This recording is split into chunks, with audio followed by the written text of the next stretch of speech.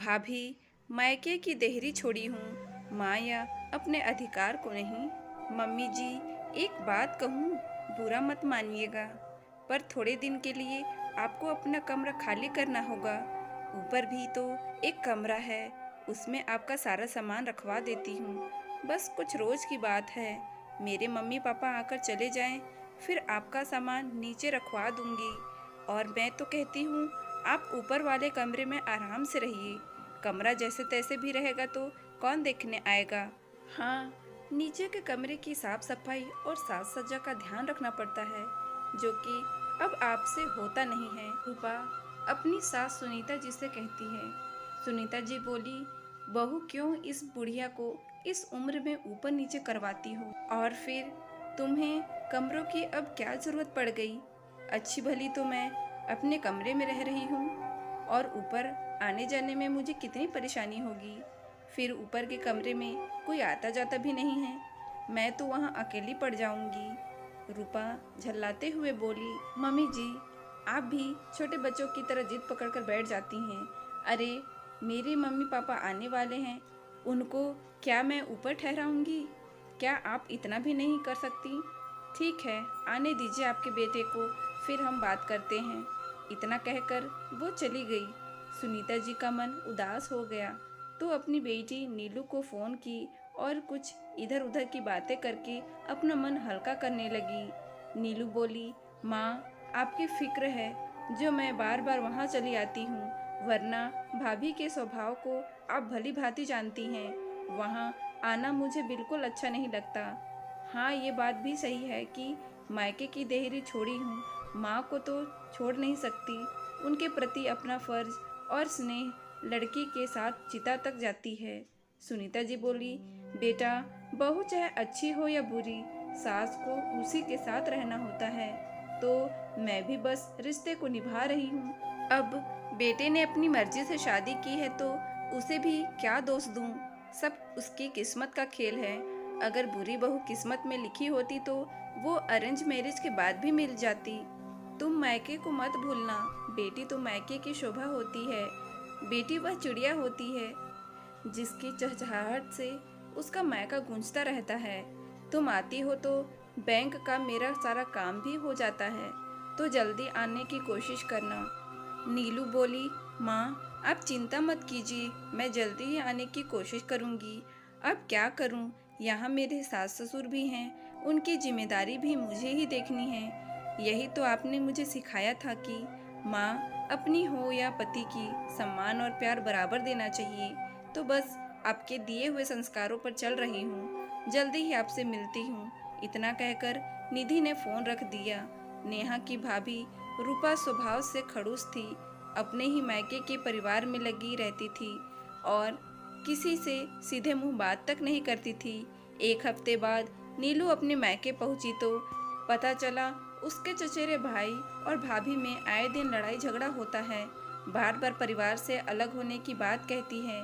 नीलू अपनी माँ, भाभी सबके साथ बैठकर चाय पी रही थी। बात फिर से चचेरे भाई की चर्चा चली तो नीलू बोली, प्यार दिमाग से नहीं दिल से होता है। अब चाहे तो वो पति से हो या उसके परिवार से हो। कुछ लड़कियां अपने मतलब के लिए प्यार में रिश्ता तो बना लेती हैं, परंतु निभा नहीं पाती हैं। वो कैसे भूल जाती हैं कि जो आज उसका पति बना वो कल किसी और का भाई या बेटा भी था। जिस माँ बाप पर बीतती है उसके मन की आह कभी ना कभी बहू के रिश्ते में भी जलन पैदा कर देती है। क्यों भाभी, आप क्या कहती हैं? रूपा बोली, जरूरी नहीं है हर बार बहू ही गलत हो। अब माँ बाप हर समय बेटे में चिपके रहेंगे तो लड़की अपने पति के साथ वक्त कब बिताएगी। और जब भी घर में ऐसी बातें होती हैं तो मुझसे ही सवाल क्यों किया जाता है। अरे, वो मेरी तरह पढ़े लिखे और पैसे वाले घर से नहीं आई हैं, अब छोटे परिवार से आई हैं तो सोच भी छोटी ही रखेंगी। अब हर कोई रूपा तो नहीं हो सकती। रूपा खुद पर इतरा रही थी। नीलू मुस्कुराकर बोली, अरे भाभी, आप नहीं जानती हो, कुछ लड़कियां मायके वालों से गहरा रिश्ता और ससुराल वालों से छिछला रिश्ता रखती हैं। उन्हीं में से कुछ की हरकतों से पता चल जाता है, अपना मतलब निकालती हैं और बाकी किसी से कोई मतलब नहीं रखती हैं। रूपा, मुंह चमकाते हुए बोली, दीदी तब तो आपके लिए भी यही कहा जा सकता है, आप भी अपने मायके वालों से क्या मतलब का रिश्ता रखती हैं? क्योंकि जब भी पैसे और कागजात की बात आती है, न जाने आपको कहाँ से गंध लग जाती है और आप चली जाती हैं। पूछ सकते हैं क्यों? अरे सब लड़की अपने मायके का बोझ अपनी भाभी पर छोड़ दे तो बार बार आने जाने की ज़रूरत ही ना पड़े। आपको क्या लगता है मम्मी जी को यहाँ खाने को नहीं मिलता है? चार बातें सुनाकर रूपा वहाँ से चली गई। उसके जाते ही सुनीता जी बोली, बेटा आज की दुनिया में बहू अच्छी मिलना भी बड़ी किस्मत की बात है। मुझे क्या पता था कि गोलू बेटा जिसे पसंद करके लाया वो मायके से विदा हो गई, परंतु ससुराल को अपना नहीं पाई। वो दिल से नहीं दिमाग से रिश्ते निभाती है और उसने अभी तक हमें क्या किसी भी रिश्तेदार को दिल से नहीं अपनाया। नीलू बोली, माँ देखा नहीं आपने, अगर वो हमें अपना समझती तो उन्हें मेरी बातों से मिर्ची नहीं लगती। धुआं वहीं उठता है जहाँ आग लगी होती है। पापा जाते जाते अपनी संपत्ति में मेरा नाम देकर मुझे धर्म संकट में डाल गए। पता नहीं भाभी ये कब समझेंगी कि ये परिवार उनका अपना है। मानती हूँ वो बड़े घर की हैं, उनके माँ बाप का भी उन पर अधिकार है और जिम्मेदारी है, पर ये कहाँ का न्याय हुआ कि अपने माँ बाप के लिए दिल से सोचना और ससुराल वालों के लिए दिमाग से सोचना। आप चिंता मत कीजिए, वक्त ऐसा गुरु है कि अच्छे अच्छों को सीधा कर देता है, बस उसके सीधा करने का तरीका और समय अलग होता है। तो हम भी इंतजार करेंगे। अगले दिन रूपा ने इधर उधर देखा और बोली, मम्मी जी फिर क्या निर्णय लिया आपने? आपका सामान वहाँ शिफ्ट कर दें? तभी नीलू आई और बोली, भाभी मुझे लगता है माँ को ऊपर वाले कमरे में जाने की इच्छा नहीं है। उस कमरे में माँ जाकर बिल्कुल अकेली हो जाएगी। यहाँ नीचे रहती है तो आते जाते सबको देखती रहती है, उसका मन लगा रहता है। कल को अगर माँ बीमार पड़ गई तो सोचिए, आपको ऊपर से उठाकर माँ को लाना पड़ेगा, फिर दिक्कत आप ही को होगी। रूपा बोली, तो क्या कुछ दिन की परेशानी के लिए जीवन भर की परेशानी झेलते रहें? नीलू आश्चर्य से उसको देखी और बोली, भाभी जो आपके दिल में है आज वो सब बोल दीजिए। जानती हूँ आपके मन में मेरे लिए या हमारे परिवार के किसी भी सदस्य के लिए कोई प्रेम भाव नहीं है। इधर उधर कुछ कहने से अच्छा है आज अपने मन की सारी कड़वाहट निकाल दीजिए, आज बोल ही दीजिए। रूपा बोली, बोलने को बचा क्या है? इनकी वजह से मैं अपनी सहेली को नहीं बुला पाती और ना ही अपनी माँ को यहाँ रख पाती हूँ, क्योंकि नीचे के कमरे पर तो मम्मी जी ने कब्जा कर रखा है और आपको इतनी दया है तो आप इन्हें ले जाइए अपने साथ। अरे हाँ, आप कैसे ले जाएंगी? क्योंकि ये आपको परेशान नहीं करना चाहती, ये तो हमारे घर में रहना चाहती हैं। तभी गोलू आया। चुप हो जाओ रूपा, कितना बोलती हो? मैं जब तुम्हारी माँ और अपनी माँ में अंतर नहीं करता हूँ, फिर तुम अपने मन में मेरी माँ के लिए इतना जहर कैसे रख सकती हो? नीलू बोली, अरे बोलने दो भाई, लगता है भाभी भूल रही हैं कि ये घर माँ का है। माँ हमारे घर में नहीं बल्कि हम सब माँ के घर में रहते हैं। वो तो हमारी माँ अच्छी हैं कि हमारे गलत व्यवहारों को भी बर्दाश्त करके हमें इतने दिन घर में रहने दे रही है, वरना माँ की जगह कोई और औरत होती तो अब तक घर से बाहर निकाल चुकी होती। रूपा आश्चर्य से ननद को देखने लगी। सुनीता जी बोली, मैं कहती हूँ अब बस करो और तुम सब शांत हो जाओ। बहू, अगर तुम्हारे मन में ये बात थी तो पहले क्यों नहीं बोली? हमें बताना चाहिए था। और अगर अपनी माँ को तुम यहाँ लाना चाहती हो तो ऐसा क्यों नहीं करती? तुम लोग ऊपर वाले कमरे में शिफ्ट हो जाओ और अपना बड़ा कमरा अपनी माँ को दे दो, मुझे बिल्कुल बुरा नहीं लगेगा। नीलू बोली, देखा भाभी, दिल का रिश्ता ये होता है। आपने भले माँ को सास माना, पर माँ इस घर के सभी बच्चों को अपना मानती है। तभी तो कहते हैं प्यार और दुलार एक माँ ही दिल से करती है, क्योंकि माँ बस देना जानती है, इसलिए वो अपना दिमाग हर जगह नहीं लगाती। काश कि ये बात आप समझ पाती कि सास भी माँ जैसी होती है। रूपा नाराज होकर वहाँ से चली गई। गोलू बोला, माँ क्या जीवन साथी के चुनाव में मैं फेल हो गया? कहीं मुझसे कोई गलती तो नहीं हुई? मेरे घर में कभी ऐसा होगा मैंने सपने में भी नहीं चाहा था। नीलू बोली, भाई उसके कान में ये बात डाल दो कि ये पूरी की पूरी प्रॉपर्टी उसकी अकेले की नहीं है जो वो डकार जाएगी। जब तक मैं हूँ मेरी माँ के साथ कोई बुरा व्यवहार नहीं कर सकता। अगर वो प्रेम से नहीं समझती तो मुझे पुलिस में कंप्लेन करने में भी देरी नहीं लगेगी। रूपा अपने कमरे के बाहर से ये सारी बातें सुनकर हैरान थी, क्योंकि कभी उसने अपनी ननद को इतनी ऊंची आवाज में बात करते नहीं सुना था। गोलू बहन से बोला, अब देखो दीदी, आप उसके बारे में कितना अच्छा सोच रही हैं, पर वो है कि जब भी बातें करती है आपकी या माँ की बुराई ही करती रहती है। आखिर मैं उसके मन को कैसे बदलूं, समझ में नहीं आ रहा। नीलू बोली, कुछ चीज़ों को समय पर छोड़ देना चाहिए था, परंतु गलत में पत्नी हो या बहन कभी साथ नहीं देना चाहिए। जब भाई बहन की बातें खत्म हुई और गोलू कमरे में आया तो रूपा के चेहरे का रंग उड़ा हुआ था। वो बोली, क्या सच में आपकी बहन इस प्रॉपर्टी पर अपना हिस्सा जमा सकती है? गोलू बोला, हाँ क्यों नहीं, क्योंकि पूरी प्रॉपर्टी में पापा आधा दीदी के नाम करते हैं।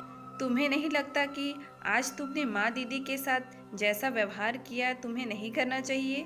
मैं तुम्हारे माता पिता को तो छोड़ो, तुम्हारे दूर के रिश्तेदारों के साथ भी कभी ऐसे बात नहीं करता, तो मैं तुमसे भी वैसे ही उम्मीद करता हूँ। तुम भूल गई जब हमने शादी करने का जब फैसला किया था तो हमने एक दूसरे से वादा किया था कि कभी अपने परिवार के बीच में भेदभाव नहीं करेंगी। फिर अपने घर वालों के लिए तुम दिल से और मेरे घर वालों के लिए दिमाग से क्यों सोचती हो? रूपा बोली, मेरे लिए मेरे माँ बाप सब कुछ हैं। अपनी बहन से जाकर कहो अपना घर संभाले, क्यों यहाँ हमारे मामले में दखल अंदाजी करती है? आखिर उनका अधिकार क्या है? गोलू बोला, मैं तुम्हें एक सच्चाई बताता हूँ, इस घर और सारी प्रॉपर्टी की आधी हिस्सेदारी दीदी भी है। देखो वो कभी हक नहीं जमाती, वो हमेशा यही कहती हैं कि जो है वो सबका है। तुम्हें लगता है कि महंगाई के ज़माने में मैं अपनी नौकरी से घर परिवार का खर्चा उठा लूँगा? वो तो दीदी हैं कि कभी एक पैसा नहीं मांगती और ना खेती के पैसों का हिसाब लेती हैं। अगर तुम ऐसा व्यवहार रखोगी तो कभी न कभी आवेश में आकर माँ के लिए दीदी को कठोर कदम उठाना ही पड़ेगा, तब सोचो क्या होगा। रूपा आश्चर्य से बोली, क्या दीदी ऐसा भी कर सकती हैं? गोलू बोला, बिल्कुल, उसे अधिकार मिला है तो वो कर सकती है। हाँ, अगर हम दिल से दीदी और माँ से रिश्ता निभाएं तो उसे क्या कमी है जो वो यहाँ आकर तुमसे लड़ेगी और अपना हिस्सा मांगेगी? लोग बेटियों को बदनाम करते हैं। अरे बेटी को अगर उसके भाई भाभी से प्यार और उसकी माँ को इज्जत मिलता रहे तो कोई बेटी लड़ने नहीं आती। 2 दिन तक रूपा शांत रही थी, लेकिन फिर से उसका वैसा ही रवैया हो गया, जिसके कारण नीलू को एक कड़ा फैसला लेना पड़ा। उसने भाई से कहा, अगर तुम्हारी पत्नी को उसके माता पिता की इतनी ही फिक्र है तो तुम अपनी पत्नी को लेकर उनके घर रहने चले जाओ, लेकिन याद रखना पिता की संपत्ति पर तुम्हारा कोई हक नहीं रहेगा। ये बात सुनकर रूपा के पैरों तले से जमीन खिसक गई। अगले दिन नीलू अपनी माँ के लिए खाना बना रही थी, तभी रूपा आई और दूसरे गैस पर अपने लिए बनाकर खाने चली गई। उस दिन नीलू को बहुत गुस्सा आया। उसने अपने भाई को बुलवाया और कहा, या तो माँ के लिए अलग एक कामवाली रखो या फिर अपनी पत्नी को कहो माँ के लिए उनके अनुसार खाना बनाए, क्योंकि अब माँ की उम्र नहीं है अपने लिए खाना बना पाएंगी। अगर तुम दोनों से ये सब नहीं हो पाते हो तो घर का ऊपरी हिस्सा मेरे हिस्से में आता है, तो मैं उस कमरे को किराए पर लगा देती हूँ और जो भी पैसे आएंगे उसमें माँ का सारा काम हो जाएगा। क्या तुम्हें मंजूर है? गोलू रूपा से बोला, मैं तुम्हें कब से कह रहा हूँ कोई ऐसी हरकत मत करो जिससे कि दीदी नाराज हो जाए। तुम समझती क्यों नहीं? तुम्हारी इन्हीं हरकतों से ऐसा ना हो कि हम सड़क पर आ जाएंगे। फिर भाई ने बहन को बहुत समझाने की कोशिश की, पर नीलू ने एक नहीं सुनी और अपने फैसले पर अड़िग रही। 1-2 दिन और ठहर कर उसने ऊपर वाले कमरे को किराए पर लगा दिया और उसी पैसे में माँ के लिए 2 कामवाली रख दी। इसमें से एक कामवाली माँ के लिए खाना बनाएंगी और दूसरी कामवाली उसकी माँ का सारा काम देखेगी। माँ की हर ज़रूरत को पूरा कर करके दीदी वापस अपने घर चली गई। अब गांव से जो भी खेती का पैसा आता था उसके भी 2 हिस्से लगने लगे। अब तो रूपा पर आफत आ गई। उसे अपनी गलती का एहसास हुआ। उसने अपनी सास से माफी मांगी तो वो बोली, बहू अब मेरे हाथ में तो कुछ है ही नहीं, तुम्हें तो अपनी ननद से बात करना होगा। गोलू पत्नी को लेकर बहन के घर गया, उसके हाथ पैर जोड़े, पर नीलू ने इतना ही कहा, मुझे भाई से कोई शिकायत नहीं, पर मैं तुम्हें कभी माफ नहीं करूंगी। अपने माता पिता के लिए तुम्हारे मन में कितना सम्मान है, वहीं मेरी माँ के लिए हमेशा तुमने अपमानजनक शब्दों का प्रयोग किया। मैं कभी भूल नहीं सकती। तुमने मेरी माँ के साथ अच्छा व्यवहार नहीं किया। कौन जानता है आज माफ कर दूं, कल फिर तुम वैसी हरकत करोगी।